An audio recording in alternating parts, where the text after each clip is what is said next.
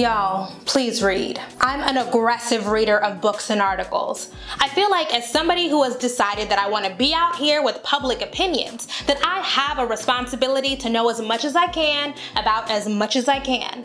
And I get so frustrated when I see people with huge audiences and lots of resources refuse to do the same. There's a real arrogance in being granted the privilege of platform and then refusing to invest yourself in learning the basics. We're emboldened to do that because we feel like we know everything already because of our experiences. But I've said before that identities are not credentials and feelings are not facts. I'm a black woman. We make lots of generalizations about what black women go through because I think a lot of us adapt to white supremacist patriarchy in similar ways. But I never forget that every black person has a different experience, and how we interpret those experiences will lead us to draw different conclusions. And some of those conclusions are unsupported by research, history, context, theory, etc. So it's important that we understand that those individual stories are made much more powerful when we assess them within full view of the context. Whenever a new study about systemic inequality comes out, I hate to hear people be like, we already knew that. Well, maybe not.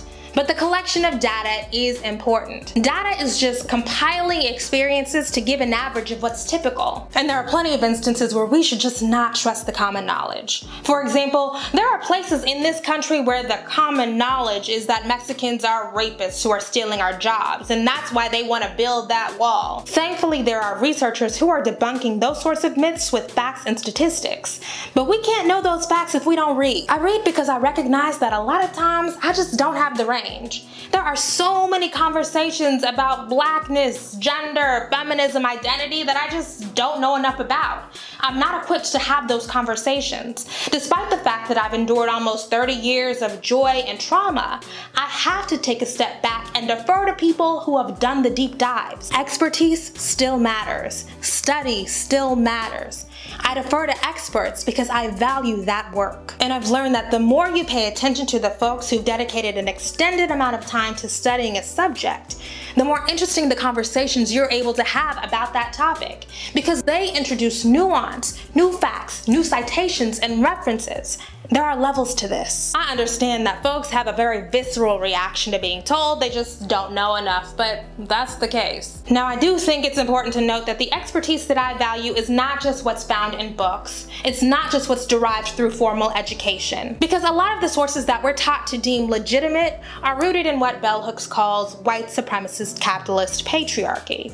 Now, that doesn't mean we can never look to them. It just means we have to be cautious. But while my understanding of what counts as knowledge is vast, that will never mean that knowledge doesn't matter. And on top of all that, I'm a black American woman.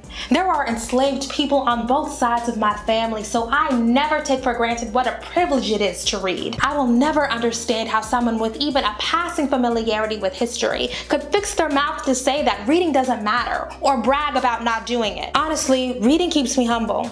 I'm continually reminded of how much the people who came before us went through, how brave they were. It reminds me that I'm not a unicorn, I'm not that special. I'm lucky. Deep reading inspires deep thought. It's a form of meditation. While you're reading, you're dialoguing with those ideas, either in your head or offline or on social media, but wherever that happens, that process is crucial. And now that I've said all that, I have to say that being well-read does not mean that you're going to form good opinions. In fact, the history of Western thought and scholarship is filled with people who are racist, sexist, homophobic, and learned. Your knowledge means nothing if you're not a fundamentally good and moral person. But if we don't take time to read, how are we going to push back against those ideas? How are we going to collect evidence to produce new kinds of knowledge? And that's how my personal ambitions have changed.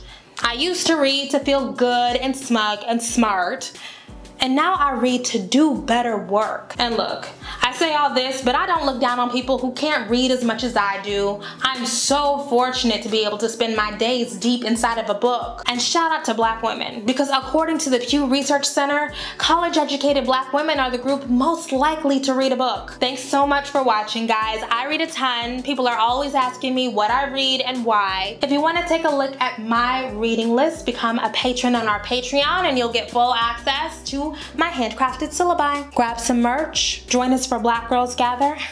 Thank you guys so much for your support. Bye.